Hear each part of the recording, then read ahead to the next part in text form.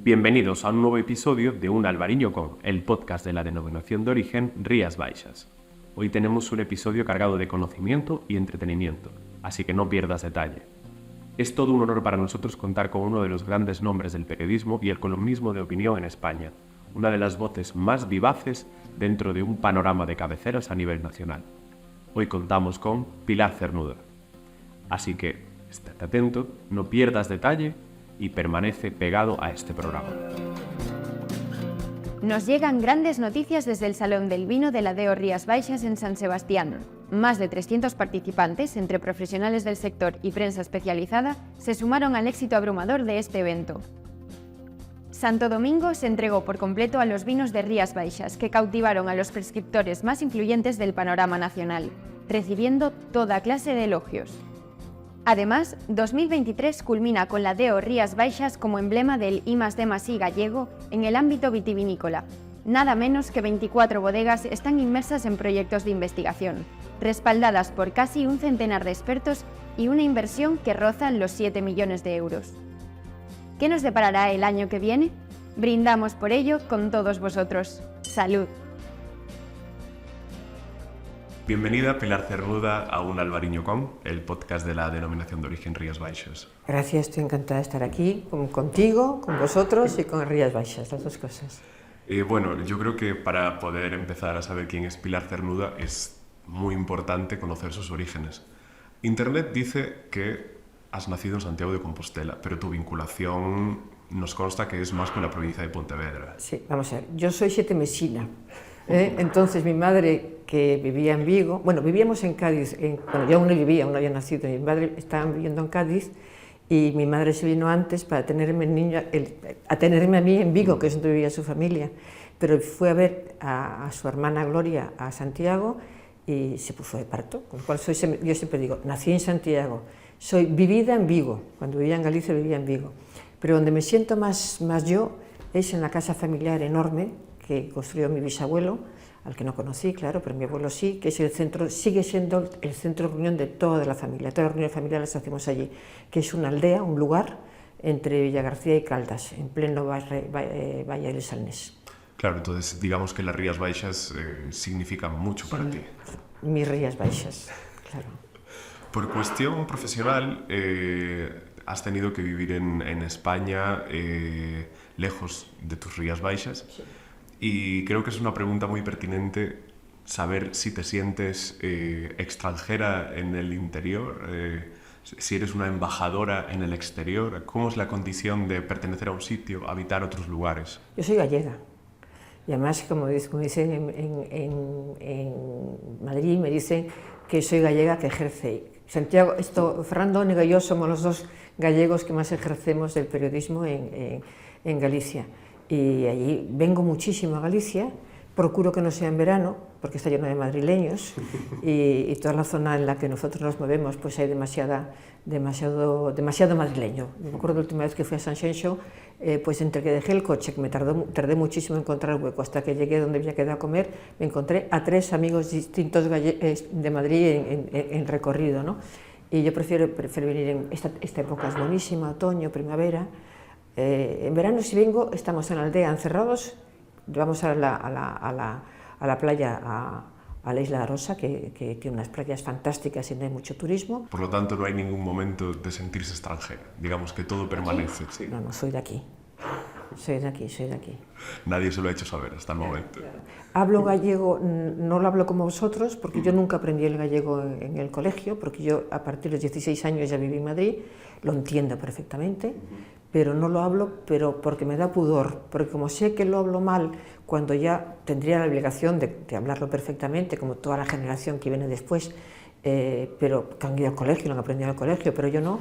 Cuando estoy en la aldea sí lo hablo perfectamente y lo entiendo perfectamente, pero el gallego que hablo es muy deficitario, diríamos. Bueno, Pilar Cernuda llega a Madrid con 16 años y allí se vuelve una persona involucrada en el periodismo. No. ¿No? No. Yo siempre quise ser arquitecto. ¿Arquitecto? Sí, y yo empecé la carrera de arquitectura. Estuve 3 años en la escuela de arquitectura. Era en la época en la que pasaras de segundo, pasaba a contarse ingenierías también, para pasar a segundo tenías que ir limpia de primero, no podías ni adelantar asignatura. Y me quedó en tercero de primero, como digo yo, me quedó una asignatura que más me encantaba, que era la geometría descriptiva, me salió mal el examen, me suspendieron. Entonces dije, bueno, ¿qué hago? No puedo hacer nada relacionado con una carrera porque pensaba continuar en arquitectura, y entonces me matriculé en periodismo porque mi hermano estudiaba periodismo y me divertía lo que yo veía que hacía en casa con compañeros suyos, los ejercicios, las prácticas, y me matriculé en periodismo. Y me atrapó el periodismo, aprobé la descriptiva. Yo siempre digo que tengo la carrera de primero de arquitectura, y es verdad, pero no es, en mi caso no fue vocacional. Luego soy una apasionada del periodismo, me encanta el periodismo, con la edad que tengo sigo al pie del cañón, pero yo nunca pensé ser periodista, yo toda mi vida quise ser arquitecto, y tengo buenísimos amigos arquitectos, conocida, he trabajado, y he tenido como profesores a los grandes arquitectos ya de mediados del siglo XX, que han sido profesores míos o compañeros ya después. Pero vamos, yo como tengo periodismo ahora, claro, pero tengo lo mío de la arquitectura y sigo siguiendo muy de cerca toda la arquitectura y todo lo relacionado con el arte, me gusta muchísimo.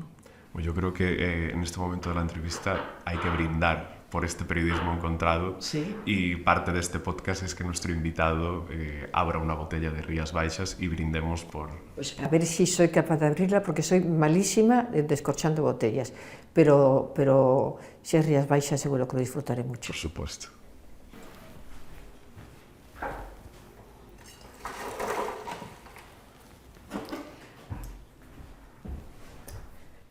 A ver cómo me sale, siempre procuro que en casa haya alguien que abra bien las botellas, porque soy muy torpe yo. Y sobre todo con estos que son los clásicos, que eso lo hacen muy bien los profesionales, pero yo soy un desastre para esto. Muy bien, Fantástico. lo he hecho. Fantástico. Lo conseguí. Perfecto.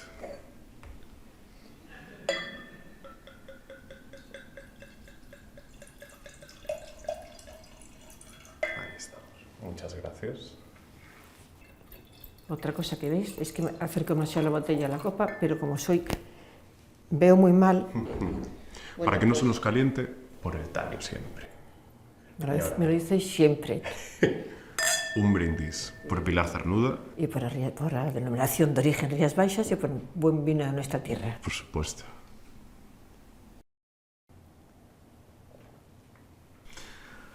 Habíamos quedado con una Pilar Cernuda accidentalmente periodista. Sí. Digamos que inicias tu carrera, si no me tengo equivocado en este aspecto, en Casa Real. Digamos, cubres información sobre la Casa Real, sobre la monarquía. Sí. Pero ¿cuándo ocurre el gran salto periodístico para ti? Es que antes de la Casa Real hacía de todo. A mí la vida me ha ido llevando. O sea, yo quería, cuando entro en periodismo, yo quería hacer sociedad, es decir, cultura, arte, todo eso. Y empecé así. Luego, cuando busqué trabajo, pues ibas a donde lo encontrabas. Era una revista que existía hace muchos años, que duró muy poco tiempo, que se llamaba Cristal, que era una revista en la que cabía todo, y empecé haciendo entrevistas de todo tipo y con cualquier tipo de gente, y mucha gente del mundo del espectáculo. Y de hecho mi primera entrevista fue con Serrat, pero no fue ahí, sino que fue para una revista, la única revista musical que había entonces, que se llamaba Mundo Joven, que era un exitazo, es donde empezó Íñigo, por ejemplo, y donde empezó, era una revista muy, muy conocida, con lo cual yo decía que era parte del Mundo Joven y conseguí las entrevistas. Y luego empecé a trabajar en televisión, Estudio Abierto, que era un programa en aquellos años famosísimo, con Leguinechi, Picatoste y Candau de guionistas, y Jesús Torbado y yo de ayudantes de guionista, y allí Jesús Picatoste me llevó al Diario Madrid, y al mes de llegar lo cerraron, lo explotaron, además, acordaros, por la censura, y Manu me llevó a su agencia, y yo seguí haciendo allí información de, pues eso, cultural. Y fue el primer viaje de los Reyes al extranjero, que fue de República Dominicana y Washington, y me dijo Manu, yo había estado antes en Nueva York 2 años viviendo, y me dijo, Manu, vete tú, porque hablas inglés. La gente era la única que hablaba inglés. En aquella época la gente hablaba francés, pero no hablaba inglés. Fui a Estados Unidos. El segundo viaje fue a Francia. Me dijo, Manu, vete a Francia porque hablas francés. Y ya me quedé haciendo información de la Casa Real, además de la social. Y luego hubo una oportunidad de hablar con el gobernador del Banco de España, que invitó a comer a alguien de la agencia, y me dijo, Manu, vete tú, porque vas a ser la única mujer que va a estar allí y te vas a sentar a su derecha.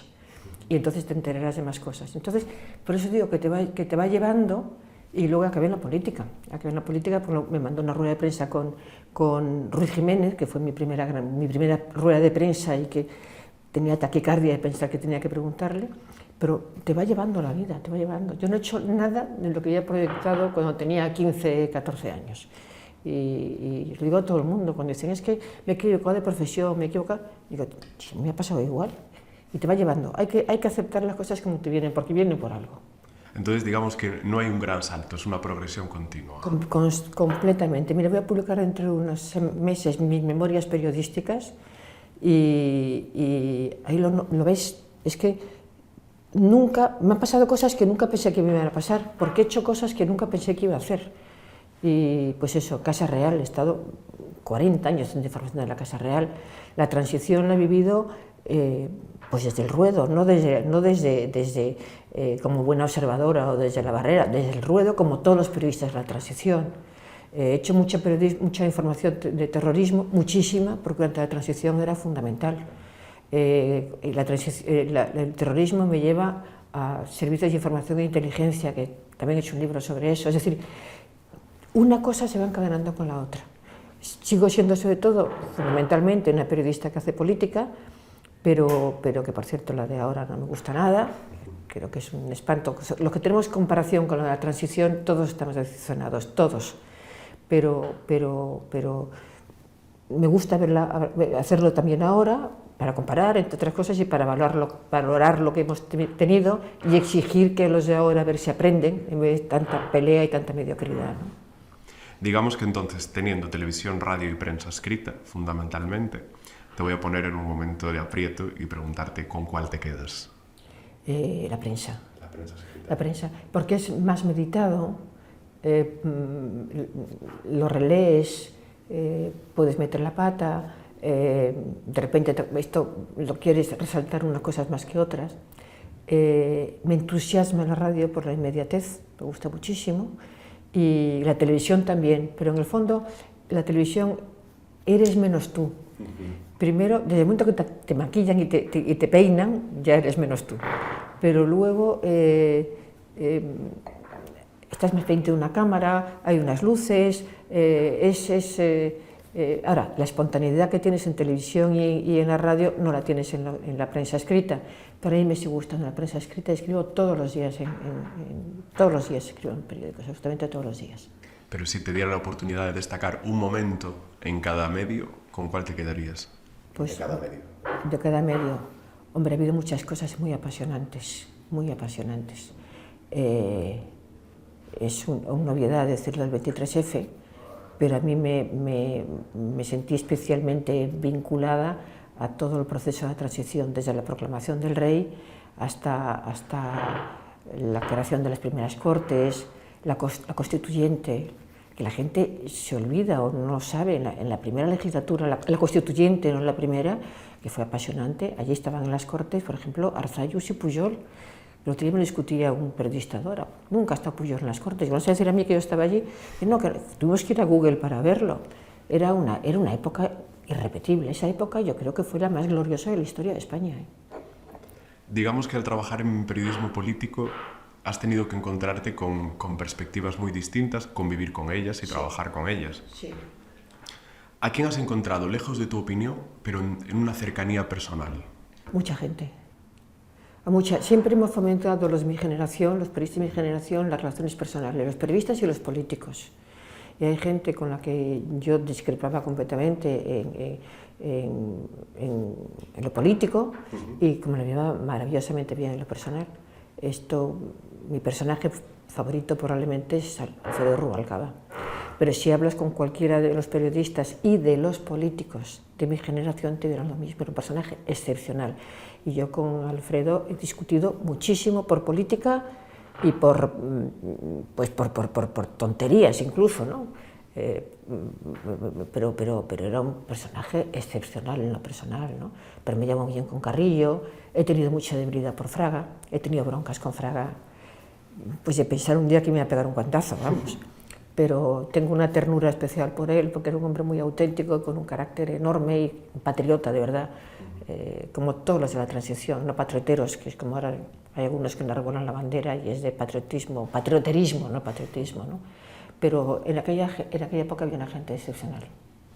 Claro, me comentas que en unos meses saldrán tus memorias periodísticas y aunque estoy convencido de que te vas a resistir, yo te quiero pedir unos consejos para los jóvenes que comienzan su andanza en el mundo del periodismo y sobre todo las lecciones, echando la vista atrás, que uno puede considerar más útiles. Primero, nuestra situación era muy distinta. Nosotros estábamos colocados prácticamente desde antes de terminar la escuela oficial. La facultad, por ejemplo, y ayer estuve cenando con un profesor de la escuela y le dije, ¿cuántos, en este momento en la facultad en Madrid, en la Complutense, cuántos son periodistas en activo? Me dijo, solo yo. Claro, que hay algo en los pies, ¿no? Y eso se nota. Yo he tenido en la Escuela Oficial de Periodismo pues los periodistas más importantes de aquella época, desde Emilio Romero hasta Luis Marianson, Concha Yorca, o sea, que eran gente de primerísima categoría. Entonces, lo primero es que busquen una facultad que le den clase a periodistas, eso me parece elemental. Y en las públicas las hay, en la Complutense no, pero en la Autónoma sí, por ejemplo, ¿no? La Rey Juan Carlos, que es magnífica. Eso es fundamental. Luego, que no pierdan la paciencia. Es decir, insisto, en nuestra época era muy fácil encontrar el primer trabajo, ahora es muy, muy, muy difícil.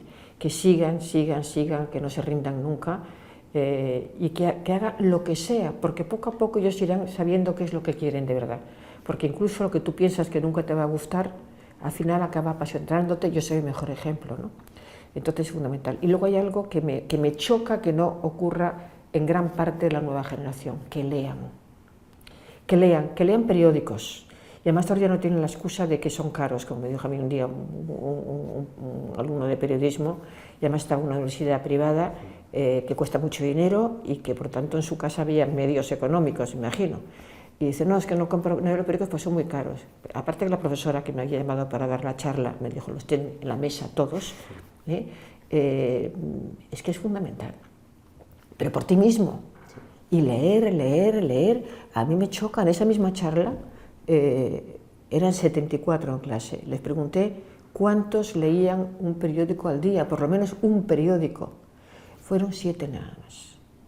Eran estudiantes de cuarto de periodismo. Y luego, cuando me enfadé con ellos, dije, a ver, ¿cuántos tienen un libro en la mesilla de noche? 4, que eran 4 que pertenecían a ese grupo de 7. Bueno, eso me parece deplorable. Nunca será buen periodista. Acabé tan enfadada que les dije, ninguno de vosotros, cuando queráis para trabajo, vengáis a la agencia a pedirme trabajo porque no lo voy a dar. O sea, es fundamental. Nosotros, por ejemplo, para entrar en periodismo en la escuela oficial, teníamos que pasar un examen que se llamaba Curiosidad Periodística, que eran 100 preguntas de tipo test, en el que te preguntaba de todo, absolutamente de todo. Bueno, pongo como anécdota que el día anterior se había nombrado a un nuevo primer ministro en Italia, porque ha habido una crisis de gobierno. Nos dijeron quién era el primer ministro. Te preguntaban de deportes, te preguntaban nombre, el último amante de Brigitte Bardot, por ejemplo.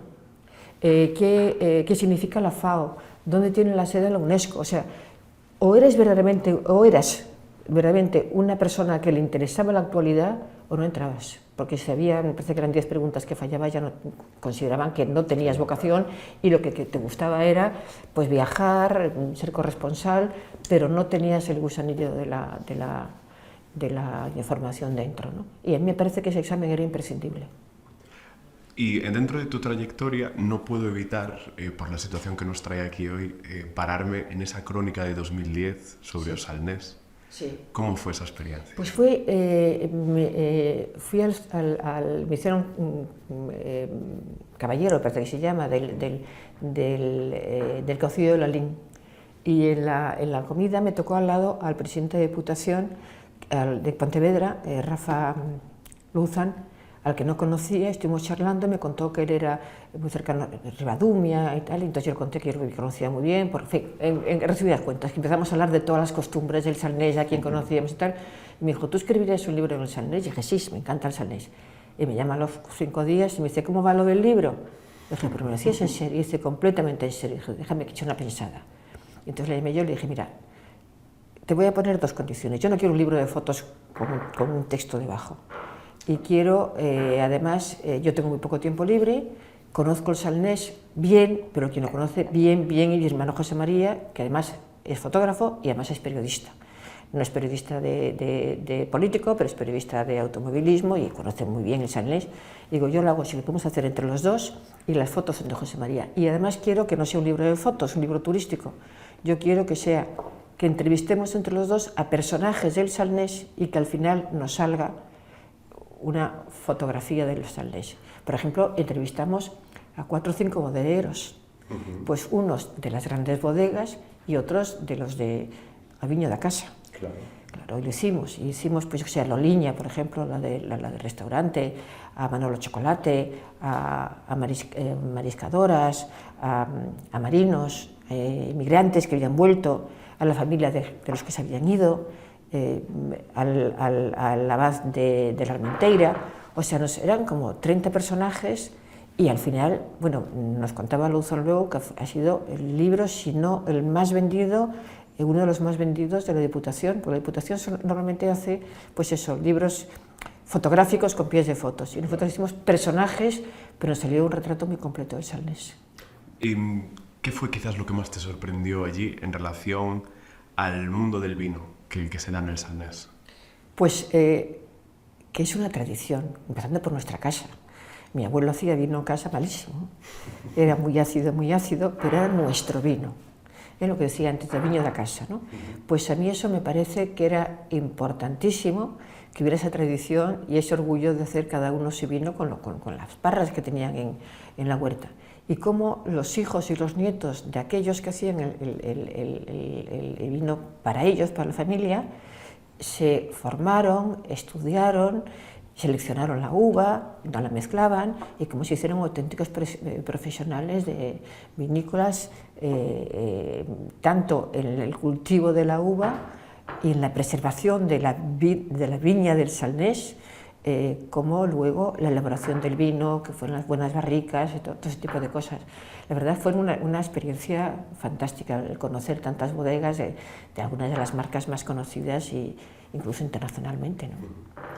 Y que de aquella experiencia en compañía de tu hermano, ¿qué ha perdurado de lo que pudiste observar? Tengo entendido que en ese libro había una perspectiva hacia la mujer en el Salnés, cómo se involucraba en todos los procesos productivos. Sí. ¿Qué te llevas de todo ello? Bueno, pues eso es una cosa, pero eso ya lo conocía, porque como acabo de contar, yo pasaba temporadas larguísimas, pues veranos de 3 meses, con los 15 primos allí viviendo, y era una época, cuando yo era pequeña, en que la mayoría de las aldeas eran mujeres, porque los hombres habían emigrado. Y entonces, pues, es que para mí no era nuevo el papel de la mujer en Galicia, es que lo había mamado, por así decir. Y luego en mi familia, mi abuelo, que era hijo de un emigrante, se dio cuenta a través de su padre la importancia que era la educación. En la aldea nuestra, lo primero que hizo mi abuelo, que era constructor, fue una escuela, una de niños y otra de niñas, que por supuesto todavía existen y ahora es un centro cultural, un centro social, aparte de montar allí, pues había un taller, había una panadería, pues para la gente del pueblo. Pero mi abuelo estudió en la escuela de peritos en Vigo, fue uno de los que luego pues potenció mucho esa escuela, fue uno de los fundadores de Fenosa, pero su padre, cuando terminó la carrera, lo mandó a Francia a aprender el hormigón armado. Y eso me lo contó Miguel García Sabel. Mi abuelo tenía 6 hijos, 3 chicos y 3 chicas. Las 3 chicas estudiaron en la universidad. Y me lo contó Miguel García Sabel, tu abuelo Pilar era la primera familia que todas las mujeres son universitarias, y Santiago las conocían como las Lago, porque eran 2 estudiaban filosofía y letras y mi madre que estudia medicina.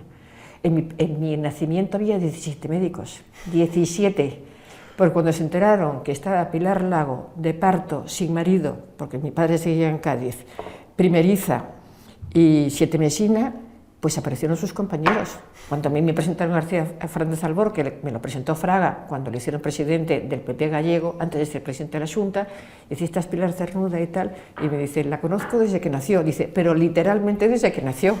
Mi madre decía, estaba, pues, bueno, el que la atendió en el parto, que era un compañero suyo, tenía en el piso abajo su mujer, que también estaba teniendo el niño en ese momento, pero el suyo y bajaba, ¿no? O sea que lo de la mujer.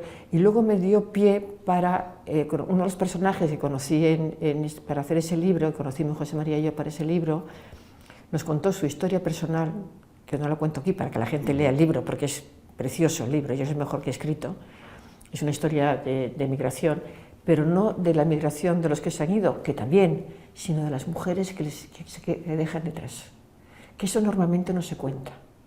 Y es un libro que bueno, se sigue vendiendo muchísimo, ya está en bolsillo, y es el libro que me siento más primero porque es mi tierra, el Salnés, se desarrolla allí.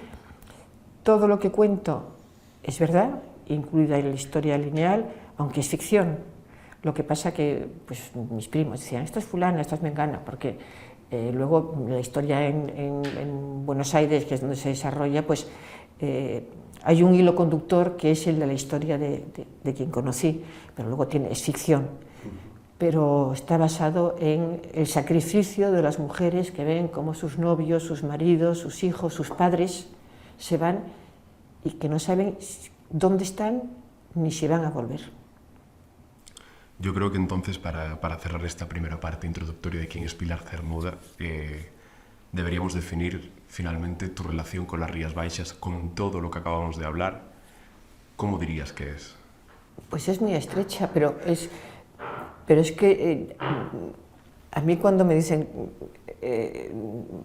¿qué te parecen las Rías Baixas? Digo, es que son mías, son mis rías, el Salnés es mi recinto familiar y afectivo, sentimental, es mi historia. Eres más que una embajadora. Claro, no, yo lo que digo soy embajadora de Galicia, como Fernando Onega, lo decimos los dos, pero el Salnés es igual que Fernando con el Mosteiro en Lugo, pues los dos cada uno tenemos nuestra aldea y somos ahí abanderados de Galicia, pero sobre todo de su lugar, ¿no? Bueno, en este programa nos gusta también tocar siempre dos aspectos que sabemos que van a llenar las conversaciones, los periódicos, las redes sociales, y ahora que se acerca una época del año de mucho traslado, de mucho turismo, por tu condición de gallega en el extranjero, podremos decir, por tu condición de periodista que ejerce, has tenido que desplazarte en estas épocas y tú conoces las dificultades de lo llamado el turismo de invierno. Sí. ¿Cuáles son tus rutinas para evitar que no se rompa lo que tienes que mantener, que es el trabajo, tus horarios, tus momentos? ¿Cuáles son tus consejos para que la gente no se pierda en estas semanas que pueden resultar un poco locas? Bueno, yo creo que primero es unas semanas de familia, me parece fundamental. Y hay que hacer un esfuerzo para que sean de familia y que no empiece lo del cuñadismo, que se dice, que ahora está tan de moda, ¿no? Pues te aguantas, si no te cae bien tu cuñada o tu nuera o tu suegro, te aguantas. Son días... Es curioso porque por ejemplo, nosotros ha pasado que en ocasiones no podemos reunirnos los 4 hermanos por trabajo, por lo que fuera, porque tienen otros compromisos con la familia política. Y este año nos pasaba. Y mi hermano, uno de mis hermanos me decía, pero vamos a ver, no hay que hacer un drama, porque nosotros somos una familia que nos vemos constantemente. Ahora, hay muchísimas familias en España y en el mundo y en Galicia que solo se ven en Navidades, que a mí me parece tristísimo eso, ¿no? Entonces hay que procurar que si hay solamente un encuentro al año que sea pues realmente maravilloso y para que se recuerde siempre, ¿no? Me parece fundamental. Y ahí, la Navidad es una cosa con niños. Yo la disfruto menos desde que mi hija ha crecido, pero cuando hay niños es irrepetible. Yo le digo siempre a todo el mundo, una de las cosas que os arrepentiréis toda la vida de no haber hecho nunca es llevar a vuestros hijos a una cabalgata de Reyes Magos. Yo me llevaba hasta los 13 años, pero desde que tenía 2, Me iba con las escaleras, aquí no, porque aquí no hace falta, pero en Madrid hay tanto follón en la capital, por así decir, que entonces hay una cosa que tú pones escaleras de esas de tijera, los pones detrás de la bulla y los niños se suben por la escalera y están por encima de todo, lo ven todo muy bien. Y yo me iba con 3 escaleras, bueno, pero me iba con 20 niños, porque eran con los amigos de mis amigos periodistas, que ya sabían, además los veía de año en año delante de la iglesia de San Manuel y San Benito, sabían que yo iba allí con escaleras. Y además normalmente me dejaban a los niños, mis sobrinas mayores me ayudaban a pastorearlos y luego ellos se iban a hacer cosas y yo luego nos llevaba todos a mi casa a tomar roscón de Reyes con chocolate. La cara de esos niños es como se lo pierde una madre o un padre, es que nunca la van a volver a ver en su vida. Por Dios que lo hagan, ¿no? Yo entendí perfectamente Cayetano Álvarez de Toledo cuando le dijo a Manuela Carmena: Manuela, no te lo perdono. Pero claro, sus niños fueron a cabalgata con todo el ilusión del mundo, se encontraron a unas personas vestidas con unos trajes absolutamente que no tienen nada que ver con los reyes, ¿no? Eso hay que mantenerlo como sea, hay que mantenerlo. Yo le aconsejo a todos los padres, el momento más importante no es el de recoger los regalos, es el de ir a la cabalgata de los reyes, eso es irrepetible. Por lo tanto, se agradece que exista estos momentos dentro de nuestras vidas de agenda y rutina. Sí, sí, por supuesto, por supuesto. Me parece que eso es importantísimo, de tradiciones, de tomar cosas tradicionales, incluso lo diré a misa del gallo, aunque no sea religioso, es como cuando vas en Semana Santa y no es religioso, pero tienes un algo dentro, ¿no? Y cuando vuelves del misa del gallo te tomas el vino caliente, espaciado, eso. Yo lo recuerdo desde que tengo 7 años, a lo mejor era el único día del año que tomaba vino, pero son esas tradiciones que yo creo que hay que preservar. Mencionabas el cuñadismo y está muy bien porque la segunda parte que quería comentar contigo es la convivencia navideña, que a veces se puede complicar por las diferencias, y yo creo que ahí tú tienes un máster vital que es en la convivencia con múltiples perspectivas, ópticas y visiones sobre política, pero sobre la vida mismamente, como ya hemos hablado antes en las preguntas. Yo te pediría consejos para que reine la paz, pero sobre todo el entendimiento. Pues mira, yo creo que hay dos elementos clave. Primero, no hablar de política, porque en este momento tan turbios y tan tensos, eso es fundamental. Suele serlo siempre, ¿eh? Nosotros en la familia nos llevamos muy, muy bien, pero en la familia en general procuramos no hablar de política cuando nos encontramos, pero en las comidas incluso, ¿no?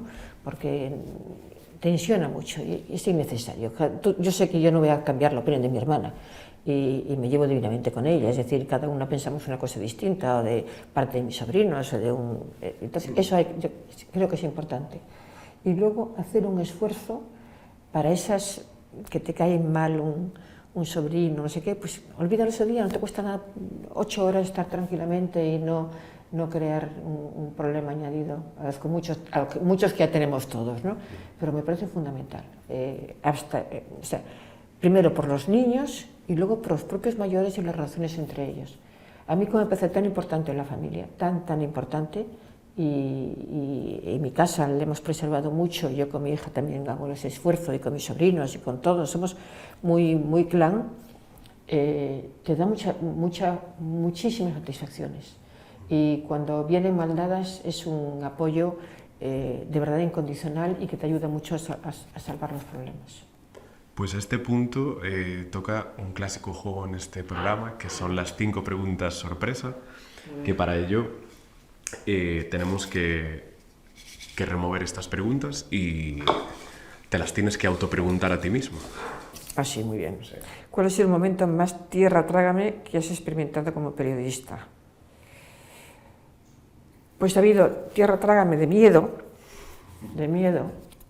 pues me perdí en una ocasión en Irán, en la época dura, y nadie quería ayudarme para encontrar un taxi, ¿no? Y le pasé muy mal. Y luego tierra trágame de metida de pata, eso no lo olvido. Tú eres muy joven, pero había un actor conocidísimo que se llamaba Luis Prendes, conocidísimo, y me tocó hacer una entrevista cuando estaba haciendo prácticas en el Pueblo Gallego, en Vigo, y fui al teatro con un niño monísimo que tenía como 3, 4 años, y yo dije, por Dios, qué niño más mono, qué suerte tienes con tener un hijo tan guapo y tal. Mi hijo es mi nieto. Y desde entonces no pregunto nada de familias, ni hago ningún comentario, porque más ahora me pasa esto y me río y le hago que se ría él conmigo, pero diciendo incluso que me tiré de pata. Pero yo era pues una de mis primeras entrevistas y era un señor tan importante además, y eso fue tierra trágame, desde luego. A ver. Si pudieras ver a tu yo de 25 años, ¿qué pensarías? Porque soy más feliz ahora que los 25 años. Los 25 años son unos años de mucha incertidumbre, de que no te hace caso el niño que te gusta o el joven que te gusta, te llevas regular con tus padres, estás buscando tu primer trabajo. Y yo ahora que ya tengo unos cuantos años, tengo 75, estoy más serena, más tranquila y sobre todo he aprendido una cosa que se lo digo muchas veces a la gente más joven, cuando te dicen, es que eres muy mayor y tal, y bueno, pues tú mayor tiene una ventaja, la madurez, que estás más sosegada, más tranquila, y sabes valorar la diferencia entre un problema y ¿cómo se llama esto? Una contrariedad. Y es muy importante saber lo que es un problema y lo que es una contrariedad. Y los jóvenes ante una contrariedad enloquecen, no saben por dónde salir, por ejemplo. Seguimos hasta 5. Si te dieran la oportunidad de viajar en el tiempo, ¿a qué época irías y qué cambiarías? Hombre, pues el Renacimiento, pero teniendo dinerito y ser una familia importante, eso estaría muy bien. Estaría muy bien. Estaría muy bien con todos los grandes figuras del arte, de la ciencia, de la cultura, pero estaría muy bien. Pero, insisto, siendo una familia con dinero, claro, para moverte en ese mundo. O sea, no siendo una persona que no tiene para comer, ¿no? El Renacimiento me parece una época gloriosa. Penúltima pregunta. Penúltima. ¿Qué personaje histórico te gustaría que fuese admirado por toda la población? No tengo ninguna duda, Leonardo. ¿Leonardo? Sí. Porque yo a Leonardo siempre le he visto como pues, escultor, pintor, científicos. Pero hace años tuve oportunidad de ver una exposición solo sobre Leonardo, la vi en Suiza, en un museo que hay muy curioso en plenos Alpes, en la otra parte de Chamonix, que se llama Martigny, se llama el sitio. Y el sitio es un pueblecito que prácticamente vive del museo. Había una exposición sobre Leonardo. Y es impresionante lo que ha hecho este hombre, lo que ha inventado. O sea, no solamente lo que hemos aprendido todos, sino que yo salí de allí absolutamente fascinada por el personaje, Leonardo. Y desde entonces he leído mucho sobre Leonardo. Yo creo que estoy de acuerdo. Sí. Sí, la verdad es que sí. Sí. Pues finalizamos este juego con la última pregunta. ¿Cuál es esa frase que te anima en el día que no tienes ganas de escribir? Bueno, pues es que me pasa prácticamente... No, ganas de escribir tengo siempre. Bueno, algunas no, pues estoy cansada. Para mí el problema cuando quiero ponerme a escribir, y entonces cuando ya tengo menos ganas, es cuando no sé de qué escribir. Yo siempre digo, me cuesta, una vez que sé de qué quiero escribir, ya me busco la vida, hablo con gente, leo, busco referencias y me pregunto sobre qué quiero leer. Pero lo peor es que las ganas de escribir llegan cuando no sabes exactamente de qué escribir. Pero vamos, al final acaba saliendo. Pero nos pasa a todos, ¿eh? Es una cosa que he hablado mucho con compañeros. Nos pasa a todos, no me pasa solo a mí. Bueno, pues a este punto solamente puedo agradecerte tu paso por un Albariño con. Gracias por compartir una vida tan bien vivida. Pues yo creo que sí, soy muy afortunada en ese sentido. Y a estas alturas, un segundo brindis por Pilar Cernuda. Pues no, gracias a vosotros y al Salnés y al buen vino del Salnés y de Rías Baixas. No te olvides de seguirnos en nuestras redes sociales, @DeoRíasBaixas, y suscríbete a nuestra newsletter que podrás encontrar en la descripción de este programa.